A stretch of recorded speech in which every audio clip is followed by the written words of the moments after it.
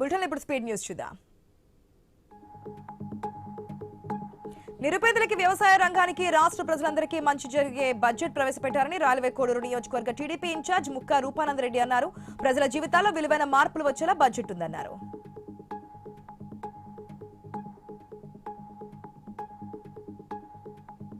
హైదరాబాద్లోని Afzalgunj police station పరిధిలో బైక్లు దొంగతనం చేసిన దుండగుడిని అరెస్ట్ చేసి 3 బైక్లు స్వాధీనం చేసుకున్నట్లు డీసీపీ వెల్లడించారు.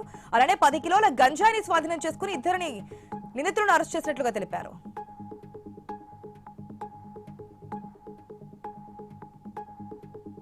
కామారెడ్డి జిల్లా వ్యాప్తంగా మహాశివరాత్రి వేడుకలు ఘనంగా నిర్వహించారు. పాల్వంచ మండలం బండ రామేశంపల్లిలోని స్వయంభూ శ్రీ పార్వతీ రాజరాజేశ్వర స్వామి ఆలయానికి భక్తులు భారీగా తరలివచ్చి స్వామి అమ్మవారిని దర్శించుకున్నారు.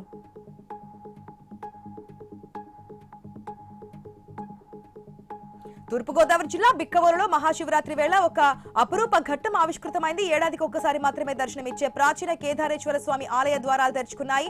భక్తులు ప్రత్యేక అభిషేకాలు నిర్వహించి మొక్కులు చెల్లించుకున్నారు.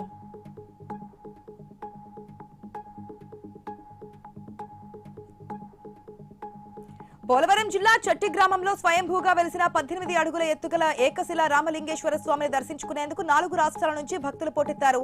ప్రత్యేక పూజలు చేశారు.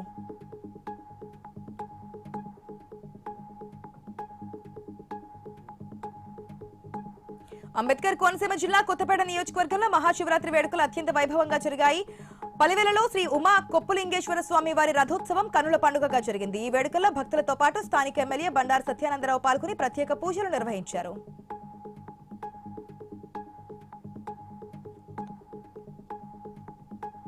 నాగర్ కర్నూలు జిల్లా అచ్చంపేటలో నియోజకవర్గంలోని శివాలయాలలో భక్తులు కిటకిటలాడారు. ఉపవాస దీక్షలతో భక్తి శ్రద్ధలతో ప్రత్యేక పూజలు చేశారు.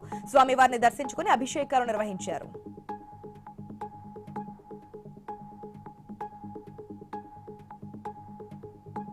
భద్రాద్రి కొత్తగూడెం జిల్లా చండ్రుగొండ మండలం కనకగిరి గుట్టలపై వేచి ఉన్న శ్రీ పల్లేరు వీరభద్రస్వామిని మంత్రి పొంగులేటి శ్రీనివాసరెడ్డి దర్శించుకున్నారు. కుటుంబ సభ్యులతో కలిసి స్వామివారికి ప్రత్యేక పూజలు నిర్వహించారు. కాకతీయ రాజులు ఏర్పాటు చేసిన కొన్ని కట్టడాలను పరిశీలించారు.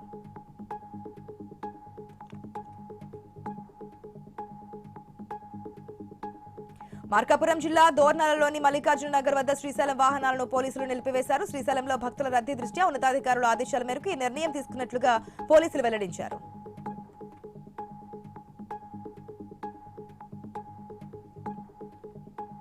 ఏలూరు జిల్లా కలిదిండి మండలంలోని భోగేశ్వర లంకలో శ్రీ పార్వతీ సమేత పాతాల భోగేశ్వర స్వామివారి తెప్పోత్సవం ఘనంగా జరిగింది.